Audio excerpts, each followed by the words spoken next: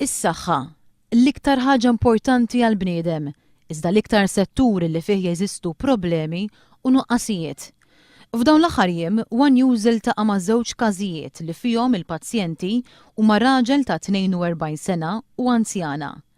Ir-raġel jidħol id-Dipartiment tal-Emerġenza fil-11 ta' filgħodu b'kustilja miksura u jitħalla jistenna għal aktar minn 8 sigħat. Daħlu għamlulu l-pompa, kull darba jgħidulhom li għandhom tabib wieħed hemm minn daw biex jarawhom tal-għadam. Fil-każ tal-anzjana ta' 80 sena li tbati mill-Parkinson's disease, il-pazjenta ingħatat appuntament għal Lulju tal-2013. Tabib bata ġifieri għan-nervituri biex jaraw l-nervitura x'għandha l-Parkinson u l-appuntament għamlunna ħetnejlek ġifieri sena u nofs oħra.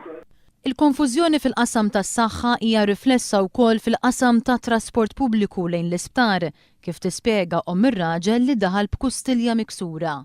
Mis-7 sad-9 nies ġol belt il-venda jistennew l-arriva ta' Mater Dei. Kesħu silġ ix-xarbu għasra minni minni. Dawn huma biss uħud mill-każijiet li jiltaqa' magħhom One News ta' kull ġimgħa.